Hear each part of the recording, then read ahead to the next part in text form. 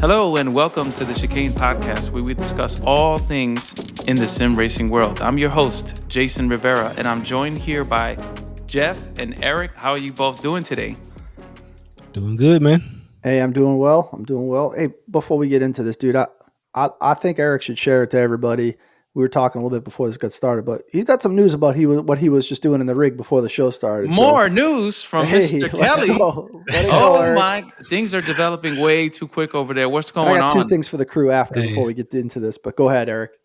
Hey, so first off, I want to blame you guys exclusively for the rabbit hole that I've been going down.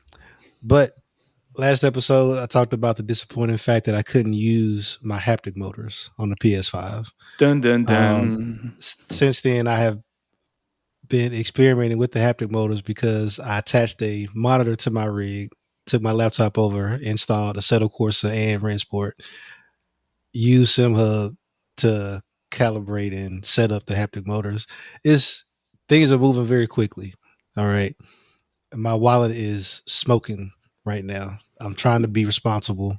So wait I need to take care of. That was what we call the free test. Wait a minute. Yeah. A laptop, bro? So how's the games running on that?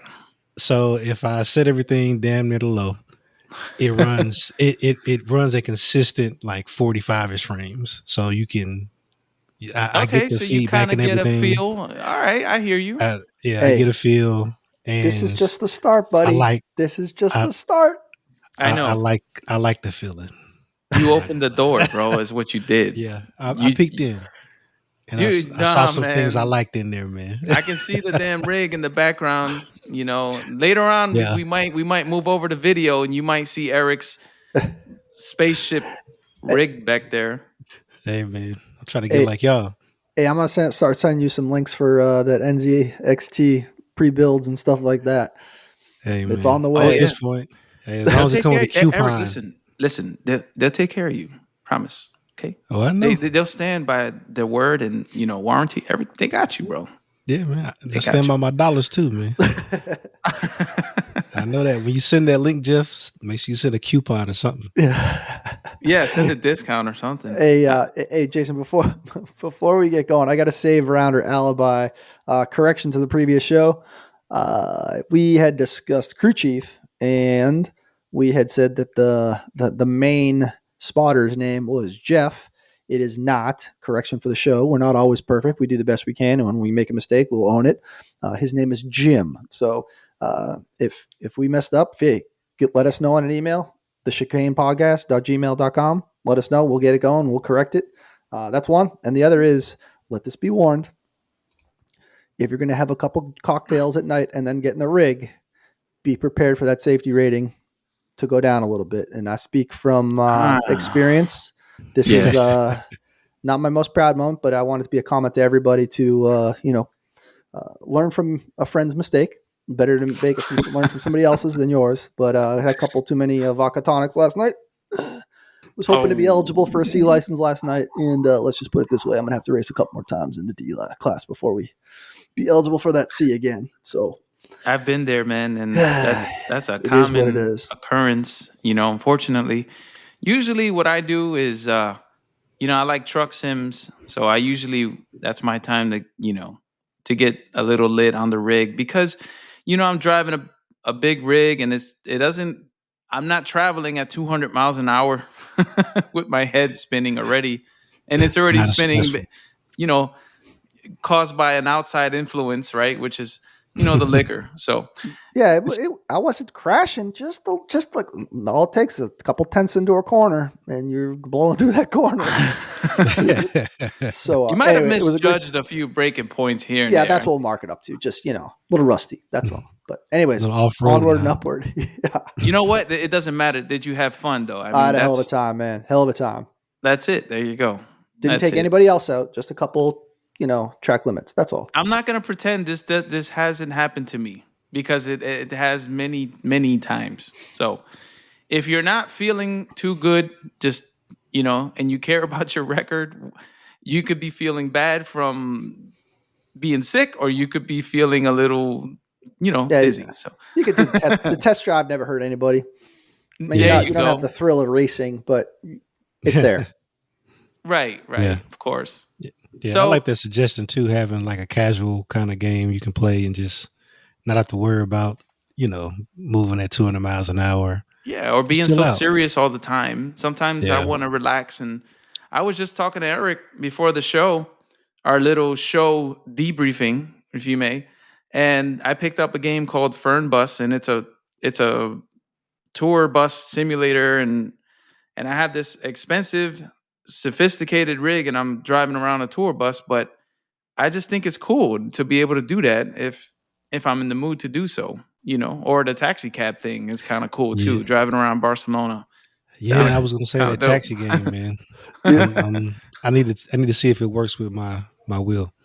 I get a kick out of you, Jason. I like text you. I'm like, hey, what's up? And he's like, hey, I'm hauling a load from Tulsa to Phoenix tonight. I'll be there in about 3 hours. Just Yeah, sitting in the rig, grinding yeah. I away. was gassing. I was gassing up. I That's was dope. gassing up, and the clutch went out on me, and I just stalled there, and there was a hill.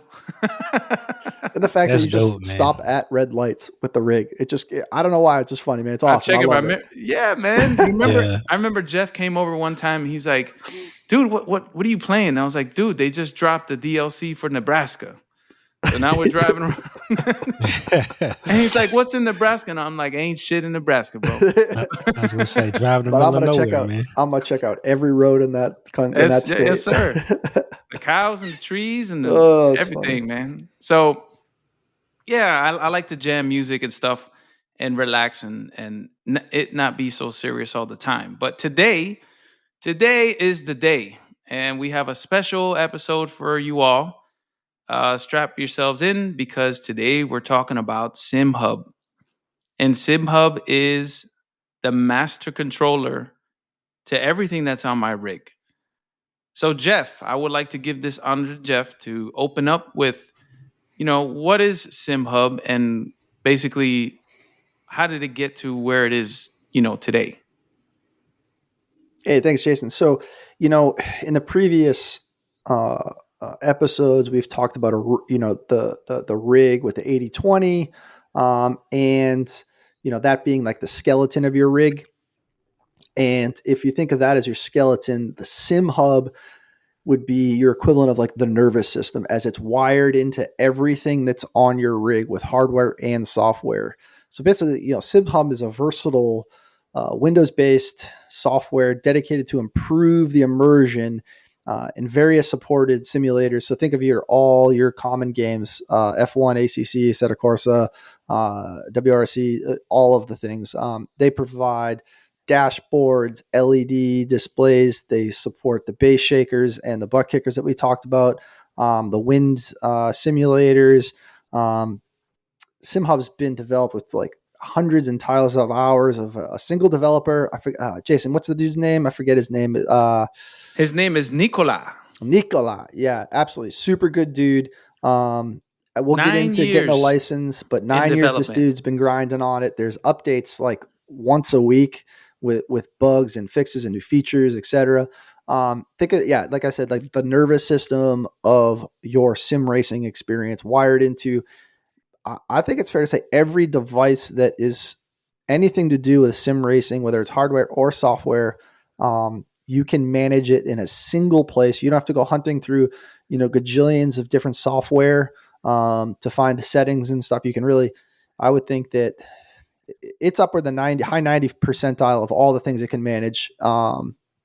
Would you agree to that? Yes, totally. And, SimHub, the developer, Nicola, it's not just that he's developing software for himself or to make money.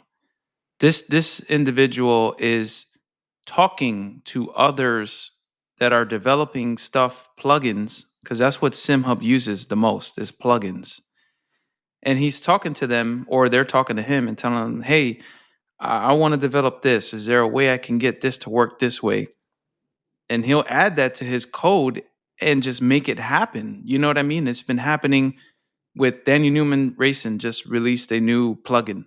You know how you would have to have a text file setting, before you had Yep. to edit this lines of code or Like whatever. random lines of code. And yeah, absolutely. He made a plugin now, and all you do is install the plugin and it just works now. And now you have, instead of code, it's a GUI, it's a graphical user interface. It's switches now. So I it's think, just yeah, yeah. if I could add one more, another huge data point for everybody. So SimHub spreads across all the different games that are out there, but it also, I think it's like 80 games. It also goes across each game, each car. So, in a set of course competition, I drive the McLaren 720 Evo. And as soon as I fire up ACC, it knows that I'm going into the Evo, and it dials in all the settings for the whole rig, my light, from the lighting to the steering wheel LEDs, which map to which thing for, as I'm going into that car, everything for that. And then I quit that game and jump into iRacing, and it knows that I'm going into the F4 car and loads all my F4 settings. So my steering wheel's totally different. My lights are different. The hue lightings that we've talked about at different episodes, read different places on the screen. It is incredible. You can launch the game from SimHub. It will know what game or if you don't, it will know which game you're going into and switch, the settings for each individual game, individual cars. It's an incredible piece of equipment. Right. So Yeah, go I ahead, would Eric. say that to add to that, it's even being on PlayStation, it will read telemetry data from Gran Turismo 7. I can configure the port, and when I start racing, it will start getting telemetry. And so I can pull up a DDU, I can customize that. It'll actually show the real data from me driving. I don't even have to connect it to my PlayStation. It's just doing it over the network, which Oh, is so it's doing it wirelessly. crazy. Really? Yeah. That's badass. I Yeah. didn't know Interesting. that. I didn't know Yeah. that. Like that's, because And like I any said, I've been playing latency with around that? with it. For what I could tell, it was pretty real time because I popped it up on my phone. It has the option to run a Oh, DDU from your trust phone. me. Oh Yeah. yeah, Like, that's. Yeah. I mean that yeah, it's that crazy. by itself is a reason to get SimHub. I think we got a portion about DDUs and the equipment, so we'll get into that. I We think, do. but We yeah, do. The next portion is, and we've said this many times on the show, is to get a license, because Yeah, getting a license helps support the project. It helps support hardware, to be added to the list of compatibility, his compatibility list, if you may, and also the games, right? So it also drives all Arduinos, and Arduinos is basically, it's a little complicated what those are. It's like custom built code for different hardware. It's like LEDs, or some LEDs, or let's say, for example, without going into the very nerdy stuff, let's say you bought a real life gauge for a car, like a turbo pressure. You can program this turbo pressure with an Arduino chip. I forget which one it is. I think it's the AM32-bit, whatever it is. And the software that he built inside of SimHub automatically installs the language software onto that. So, for example, I bought a USB device that is it's a USB. It's like a pen drive. It's like a little small little USB, and all that thing does is that it emulates a keyboard. It acts like a keyboard, like a virtual keyboard. And using that software on SimHub, I was able to convert that into a control mapper, which we're going to get into control mapper later. But going back to the license, right?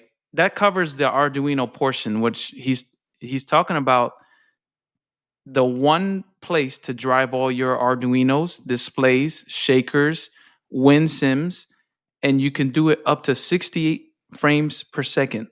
And that's not just total. You can have 10 screens and they will all be running at a 60 FPS. If you just use the free one, it's limited to 10. And you'll also get, with a license, you also get the ability to start the app minimized, no nag screens. And also, he wanted to not price people out of this, right? So he's like, we want to make this affordable. So you choose the price to SimHub. We always say €10 because €10 is kind of like in the middle, or it's basically what I paid for it. And ever since I got it, I've donated, many times for licenses or helped people buy a license that needed it as well. So yeah, go ahead, Jeff. I just want to emphasize something here. Like, SimHub is arguably the most important, most in-depth, a mile wide, a mile deep software for sim racing. And they're asking $7 to like $20, a one-time fee. We're not talking annually. We're not talking a month. One time, you use this, download it, and use it, and you start to realize, like, I've been using this now, Jason, for like maybe almost a year, and I think I'm just scratching the surface of all the stuff this thing can do. It's a one-time fee. Like, the dude has spent literally thousands of hours developing this thing, and it's a killer piece of software. Like, I challenge anyone to go and read through the changelog since the day it came out to now, and you're looking at a book. You're not looking at pages. You're looking at a book worth of changes. And back to you always, go ahead. I always tell Jason, why isn't it easy? Like, to just do this. Oh my God, here we go. And he's like, man, if you only knew how hard this sim racing stuff was, even 2 years ago, 3 years ago. Yeah, you would have to run 15 different programs. And here you are with just one. Yeah, spoiled. But I'm telling him, Jeff, keep your damn SimHub updated. Keep it up to date. Yeah, like once a week, he's got a new update, new features, new bugs fixed or whatever. Yeah. Eric, do you have something to say there, buddy? Yeah, I was going to say, so with me being extremely new to SimHub, how long has this software been around? Over 10 years. Wow. That's crazy. But you can just coming into it and seeing everything you can do. So when you see it now, it's like, what in the world is all this? And it didn't start off like that, right? It's just they've been adding stuff every single week or every 2 weeks. Sometimes the guy goes on a rampage and he'll release 3, 4, 5 versions, right, Jeff? Like at once, like back to back. Oh, fixed for that. Beta software, beta 2, beta 3, beta 4, then stable version. And it's all free, your updates. And to add to the license that Jeff was talking about, it being a one-time payment, the license is perpetual. So you can move it. So if you have a second PC, you can use that same license. You don't have to pay for it again. You know what I mean? You have your license. You can use it as many times as you want. Yeah. That's amazing. Just support the community and the dude. He puts the work in. I mean, it's a coffee that you're basically buying, like something that you could honestly, Jeff could honestly charge the coffees, man. $100 for the license and it'd still be worth it. I just think like I see all the people in Starbucks and how many times people go to Starbucks a day, right? Like, this is the equivalent of one Starbucks run or whatever. It's not my thing, but it's like a tip. It's like a tip to him. Yeah, almost. So I think we talked a bit about DDUs or direct display units, previous episodes. The small little screen in front of or top of your steering wheel in front of the screen. So this is like where you really integrate that into your game or whatever sim you're using. We use Love. I think, me and Jason are big fans of Lovely Dashboard. It's probably arguably the most common, popular one out there, but everybody's got their, the one that they like. But this is where you decide which one you want. Like for me, I have a DDU. I have a small little Vocore monitor on the right side of my wheel, and then I have a button box with another monitor. I'm not flexing here. And then a fourth monitor on top. And everyone has a different dash studio. Most of them, actually, all but one are some type of Lovely Dash. That was a massive flex, man. I don't want to hear it. Massive flex. Hey, man, you're right. I learned from the best. But anyways, like you go through here and you download them and then import them into SimHub, and then it pushes them to the dashes. And it's awesome. And I think Eric was talking about, even if you have a phone or an old tablet that you're not using, you can send it wirelessly through SimHub and like a QR code that you take a picture of, and boom, like magic, and it's on your phone. You can place your phone, on some little Etsy mount that you get, and there you go. You got like a badass DDU, for $7 license fee through SimHub. I mean, it's incredible. The any amount device you had laying any around. device. That's Tablet you want to put on the right side, build like kind of like a console for like a GT3 car or whatever. Like, there's so much stuff in just the Dash Studio, and to that end, like you can have it you can have it figured out for, hey, I am the game will recognize that you're in the 720 Evo, the McLaren, and it'll send each screen to the one that you have pre set up for the McLaren. Every time you just jump in it, boom, there it goes. It's all set up. Same time, everything. And to add to that, there's also the playlist function. So I run AC, the original AC with Content Manager, which is, that's a whole nother episode right there. Content Manager. Oh my God. So you can have a playlist. So I have over 1,000 cars. I'm not even kidding. Over 1,000 cars, and they're all mods. It's like 500 gigs worth of data that I have.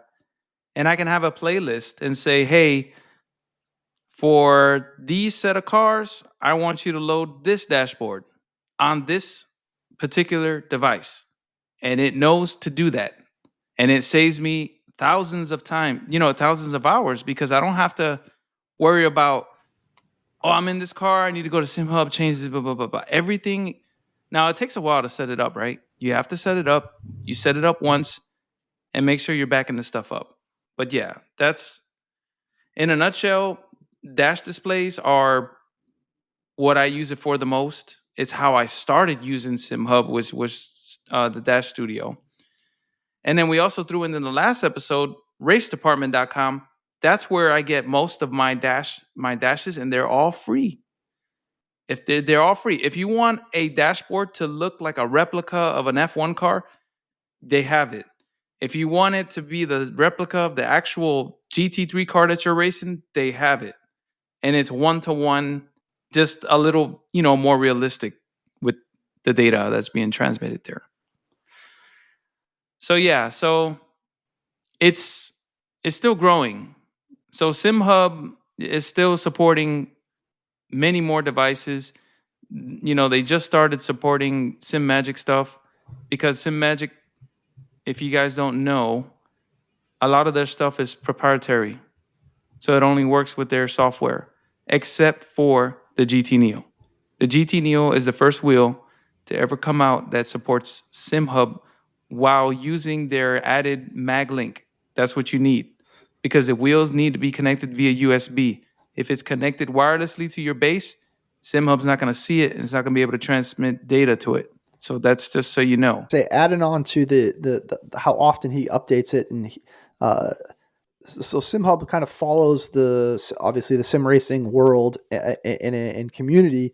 And when hue lights started becoming real popular, SimHub, I think we'll get into some more detail, but they saw the trend that, hey, like this is a need from the community, that, hey, we're having to go into like this really crummy software to manage our hue lights.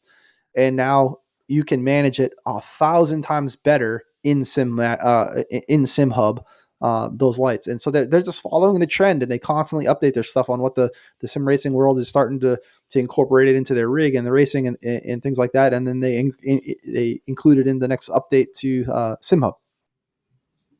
Right. And we'll touch a little bit more about light control later. The next one up is base shakers and vibration motors. So we've covered this in the last two episodes about base shakers and about vibration motors, right? So, and also, haptics, same thing. So it's nice to have the calibrations set to each car, and that's how you do it. If you were using original software, SimMagic software, you can do that, but that's another piece of software that you have to have open. I don't want that. I want one piece of software open that's handling all the data for me, and that's all I need. Other than the crew chief in the background and the CC start that I talked about. So base shakers is different. You're not going to have the same profile for every single game. If you try to do that and you jump in a rally car, you're not going to feel your body, because there's a lot of bumps and a lot of stuff going on, and you need to fine tune things based off the platform that you're on. Yep. Just put the cherry on top of that one is it's way like SimHub is way even better than the butt kicker software itself that comes from the factory. Oh yeah, like there's 100%. What is there, like legitimately 25 different characteristics that you can integrate into or effects you can put into the butt kicker in SimMagic, or excuse me, in SimHub, and in the butt kicker software there's maybe 10. Right. This is a good point.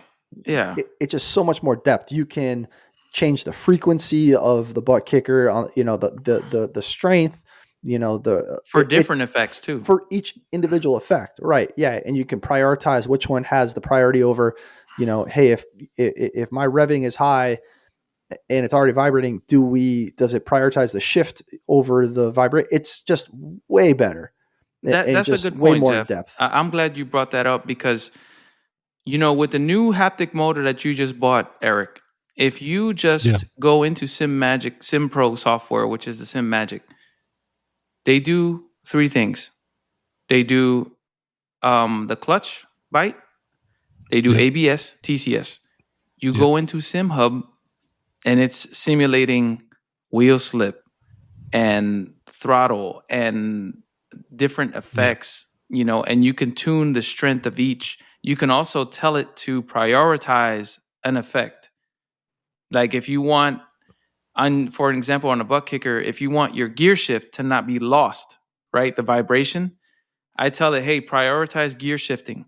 So the rig is vibrating from the driving, but then as soon as I shift, it'll cut all vibration and use all its power to deliver that one shift vibration and then continue on with the rest of the telemetry that's being transmitted, and there's no lag. It happens real time. There's a lot of buttons and switches in SimHub. We're just trying to give you a detailed overview, if you may, because there's a lot of functions that we don't use that are part of SimHub that you can use, or there's third-party plugins that you can install, like the American Truck Simulator plugin. That's not a plugin that you're going to get off the, you can install SimHub, but you're not going to have that plugin. You have to go in and add those things to it. But the stuff that we're talking about today is things that are kind of built into SimHub the moment you install it. So no code Arduino support. So again, I covered this previously just a few minutes ago, and it's basically any LED matrix. So you have these LED matrix that have like 32 lights, 24 lights. You can program pictures of LEDs. So when you shift, the LEDs will draw out a number, kind of like a gear. And you need to have software that can understand that and also talk to the game and transmit that. Segment displays, gauges, different gauges that are built for cars are being used in SimHub. Like a gauge with a needle, like there's no pressure being transmitted into this, gauge, because that's how gauges work. It's with pressure or heat or whatever sensor. He's simulating all of that using telemetry, which is absolutely, it's incredible. It's incredible. So that's crazy. So I see the guys that go to like a junkyard and they'll snatch a dash out of a car and they'll use that to build their sim rig, and they'll have the actual, speedometer and all that stuff actually working.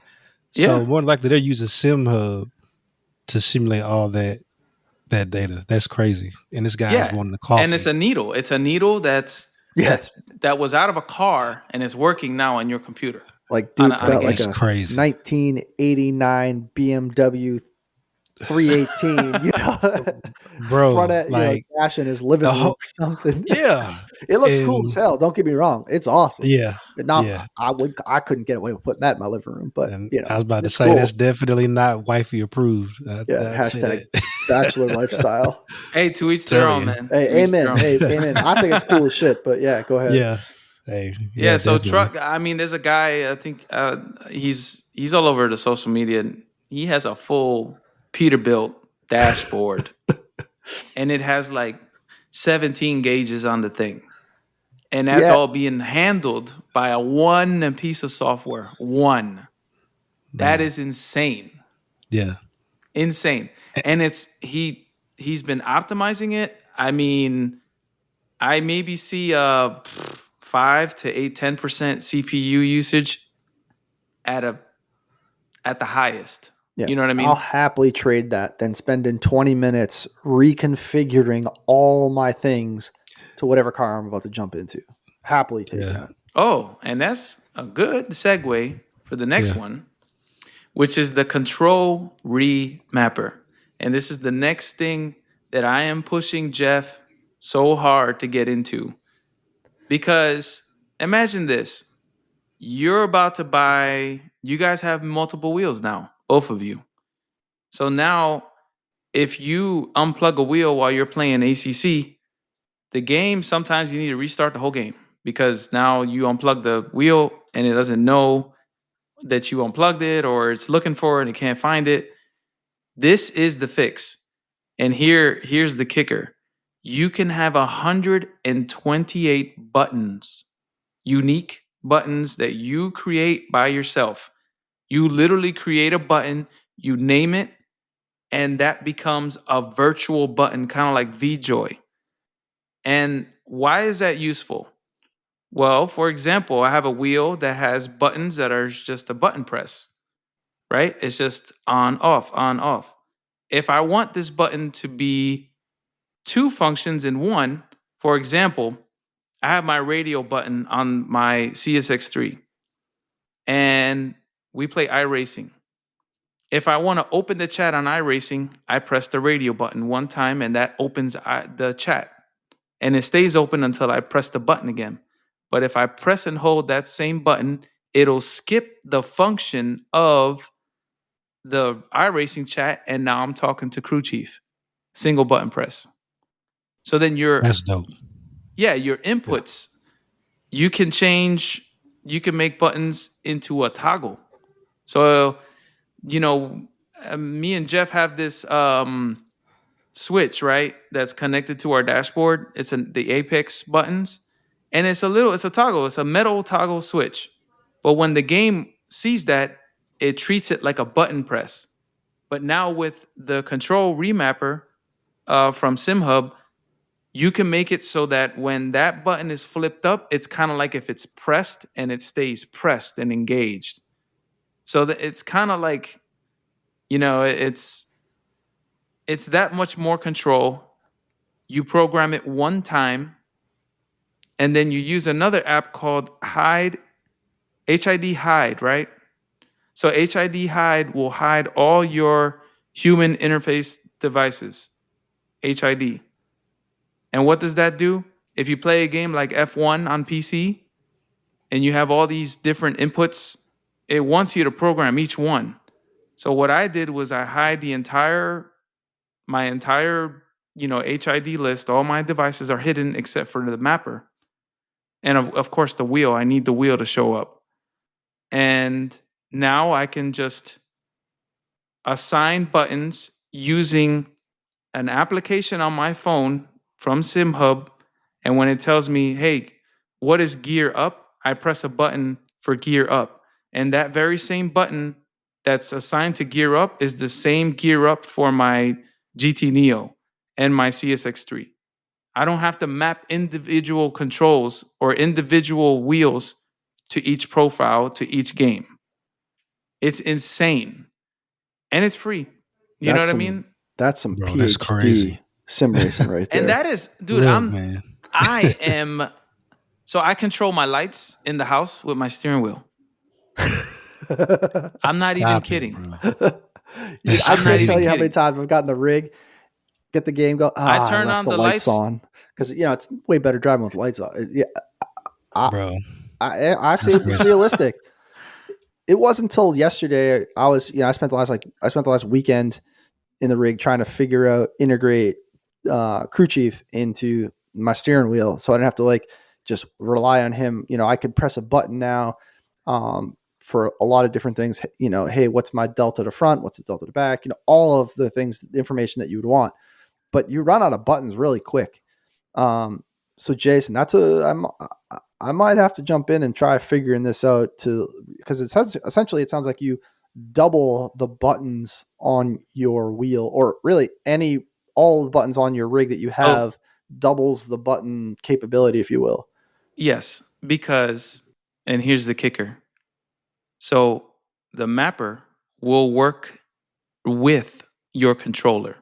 So you can use the original controls still. It doesn't replace them. So if your wheel has 40 buttons, now you have 128 buttons plus the 40 on the wheel. And you can set a toggle, right? If I set a toggle switch, it'll switch to another different page, and that's 128 buttons again on the second page. Damn. So that's 250 control. You're never gonna run out of inputs. Dang. Impossible. I mean, You won't even remember that many inputs, and if you do, hats off to you, because holy. Yeah, that's crazy, man. But you're not, you know what I'm saying? You got to think like, why do I need this many inputs? Well, it's the convenience. You have a wheel, you're in the seat, you're racing, and you want to control things that are happening around your house or happening around you or happening around software that's running in the background. You want to turn the volume down on your game. You want to lower the force feedback while you're mid corner. If you're racing for a 2-hour race, you could set a knob to turn down the force feedback to give yourself a break. It's just the options are limitless with this thing. I need And that that, knob. huh? I need that knob. So the knob is awesome because the knob, not only that, if you have a DDU, there's a heads up display and it tells you what the PC volume is. It just Yeah. works. I'm telling you, it just works. yeah, That's I didn't man. really start to run out of buttons until this weekend. At first, I was like, I got more buttons I know what to do with. Boy, they get used up real quick when you start assigning It's them really to nice. I'm telling specific you. things. Yeah, that's Yeah. Like my shift up, right? I have, and here's my flex. I have a sequential. I have a truck shifter, which is an 18 speed, Eaton Fuller. I have with the up and down everything. And then I have another left handed shifter. All three of those shifts are using Control Mapper. So if I press one button on one, it doesn't matter which one I use. It'll register the same input and the game sees it because it's assigned to that. I'll help you set it up because let me tell you, the lovely Sim Racing has a YouTube channel. Check his channel out on SimHub Remapper, button remapper. Also, Dan Suzuki has a coverage on it. Check those videos out. It goes into detail on what to do, how to use it, and how to install it. okay. And yeah, a USB that you could program that costs like $5. That's what it costs. I'm not even kidding. And you plug it in, you forget about it. It's plugged in somewhere in the rig. It's amazing. Oh, So yeah, so light controls, we kind of went over. The light controls are, if you have two lights, then you get these two boxes, right? And you can move these boxes wherever you want to pinpoint where the light is going to hit, the car. And then you can have that because you can have that set to each car because not every car is different. My trucks are not the same as a Formula One car. They're trucks. So their dashboards are huge. It's massive. So in order to get an accurate reading per vehicle, it's nice to be able to have the option to, use SimHub to tell it, hey, this is the game I'm running, and these are the trucks within the game. When I get into 389, which is my favorite truck, well, my lights need to be a little different because it's a 389. It's not a Kenworth, and so on and so forth. So that's SimHub in a nutshell. It'll control your lights. It'll control your PC. It'll show you your hardware and monitor temperatures, GPU temperatures, frames per second, all of it. It's a game launcher. You can launch your games from it. And it's also a session lap logger.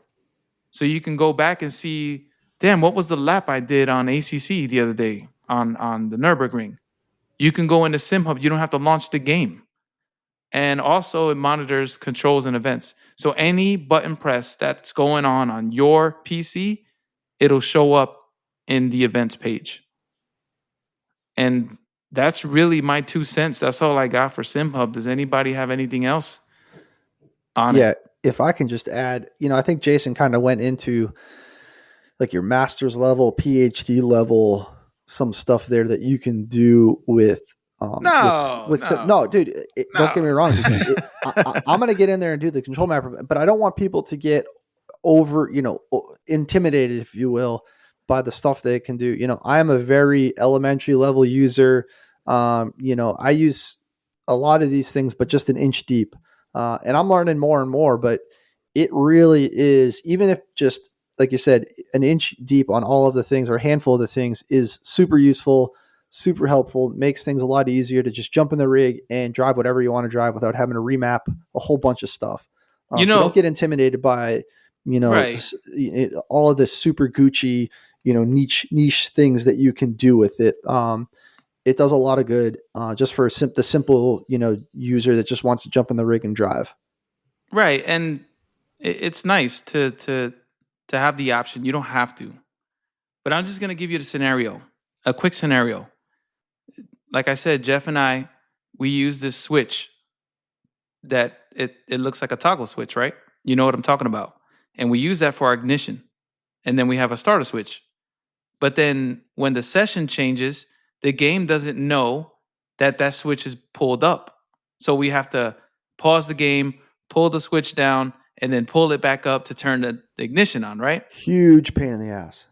Right. Like if you're in iRacing, you got to go all the way back to the pits, restart, turn your thing off, and then jump back in the car. Yeah, go ahead, buddy. Because I'm just trying to explain the level of pain in the ass it is. No, you're right. This is good.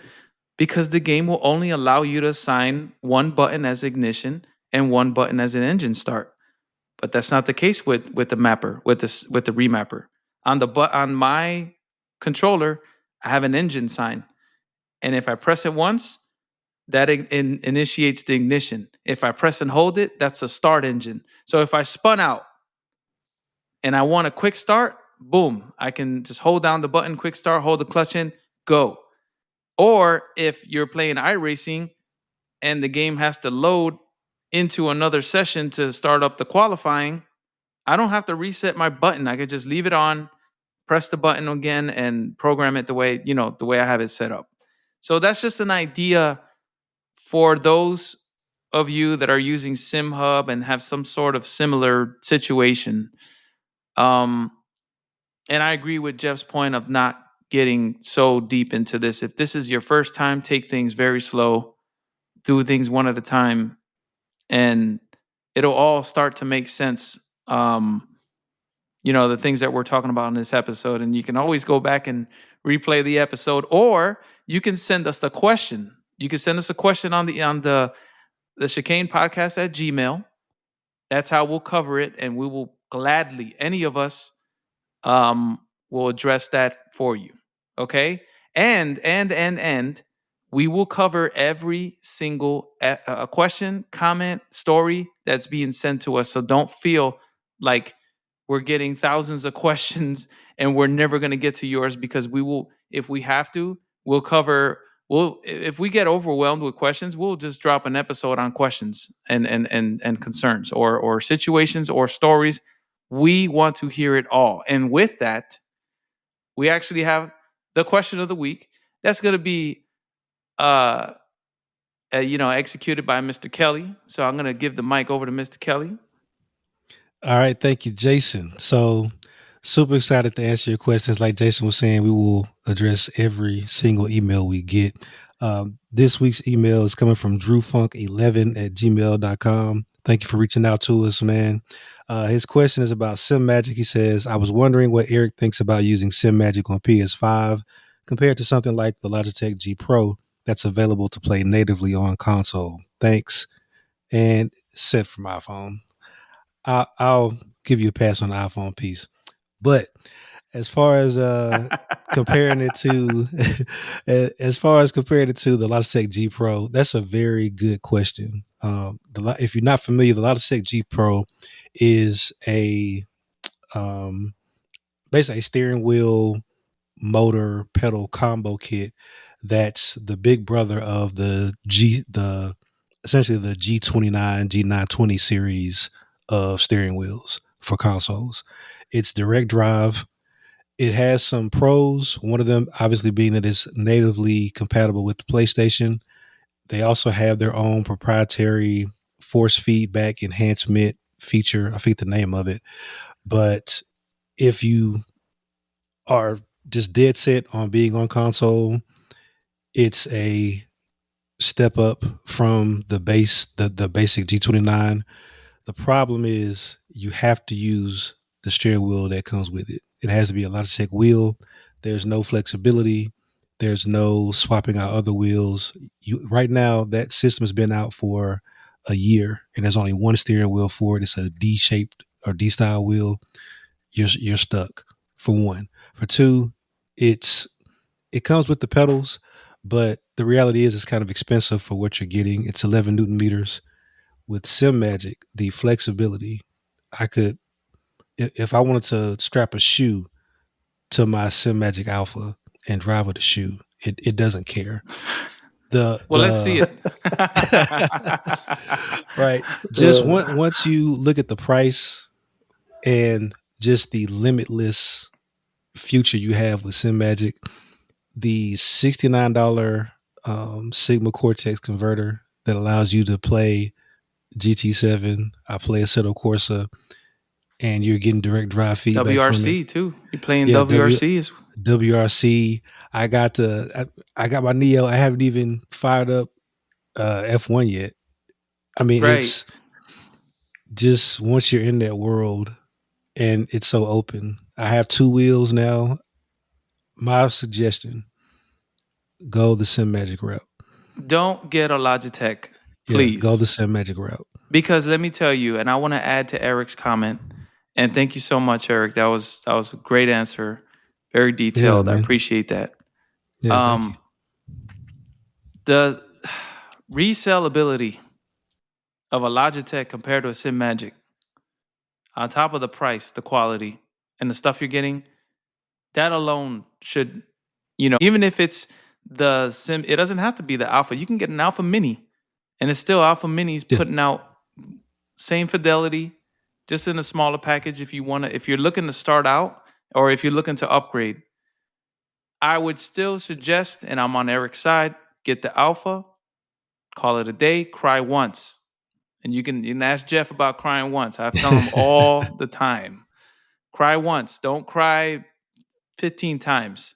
And what I mean by cry once is just take the hit with the money, save your money, get the stuff. And if you want to step it up to the PC, or if you're happily fine on the console, you will not regret your decision. Promise.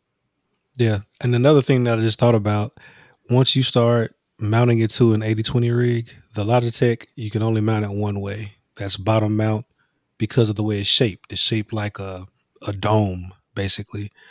With my Alpha, I literally went from top mounting it to now I have it bottom mounted. And you also have the option to and Jason, you can help me out. Side mount it. Yeah, front. Side mount. You can front mount. I mean, you have so much flexibility to get it. Yeah, Jeff just switched over to front mount. You want. Yep. Yeah. Yeah, I mean, it's the SimMagic is designed for flexibility. Yeah, it's flexible, and it's thinking about your. I mean, I know it's a business, but they're not trying to make you spend more than what you need to. They'll get you the stuff that you need, and it could be moved around, like Eric said. It could be applied in many different settings. And it's a magic product. It will hold its value. A lot of people are in the want, need, and looking to buy all the time. So if you want to upgrade to something even bigger, then it's not that much of an issue. I'm always thinking about the financials behind it, because money, it can stack up fast. You know what I mean? It can add up all real too quick, and then it's like, damn. A few months later, you're like, damn. I wish I would have done this. Now I'm stuck with this. I can't get rid of it. That's kind of the scenario I'm trying to potentially save you from. Let me pile on too, because I think a lot of it is the experience that you're going to have with each of those systems is going to be probably pretty stark differences. You jump in, and I'm not going to speak about the Logitech because I don't have one, never had one, but from a Fanatec user to a SimMagic user, I look at the rig and I'm like, damn, I want to get in there. It just pulls you in. The experience that you have with, the wheel, the lights, the experience, the feedback, the granularity of the feedback. It just is a solid, good product that it just makes you want to use it. And I'm not going to speak that the Logitech wouldn't, but I probably would go out on a limb that your experience with the SimMagic is going to be a stark difference and a much more enjoyable experience to get you to use the thing that you just spent a lot of your hard-earned money on. You're going to use it more. Yeah, you're going to use it more. Yeah, go ahead, Eric. And I was going to say to be accurate, the Logitech G, it is a direct drive unit. It's 11 Newton meters. It does force feedback. The pedal set is a load cell pedal set. It's a higher level kit than what you'd buy off the shelf at Best Buy. That's sure, but the support, the flexibility, the future proofing, the resellability, the once again the support. I'm in no less than 4 or 5 different SimMagic Facebook groups. I'm in 2 SimMagic Discords. If if you're worried about the future, get the SimMagic. Get the SimMagic. And for all, we are not SimMagic affiliates, okay? We would love to be, if they are listening. I would love to test out your products. I'll send you my address right now. But make the FX Pro SimHub compatible. Yes, that'd be my feedback. They'd be the best selling wheel on the market. Just make it SimHub compatible. I know, and for the price too. You look at the price, it's kind of nice. But yeah, we're not affiliates. We don't get any money for you buying anything. Okay, there's no code. I wish I had a code to give you, first of all, but we're just trying to. We're being 100% honest on the show here, and we're just trying to encourage new racers, or you don't have to be a new racer, but someone that's trying to step up the equipment to a higher level. So, with that, a short round table, fellas. I think we're good to go. Eric, Jeff, do you have anything else to put out on the show? Nothing here, man. Nah, man. Drive fast, break late. There it is. I was waiting for that. Can't leave without it, man. Okay, Eric, we need to do something about this. We need to find something for you. And it better not be PS5 is the master race. It better not be. All right. Because I will mute that part out of the show. You're right. That's unreasonable.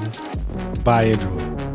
Oh, no. That's no, he strikes. didn't. 2 strikes. No, he didn't, bro. Eric, we're gonna have a discussion after the show. But you guys, thank you so much, and have a great start of your week. Thank you.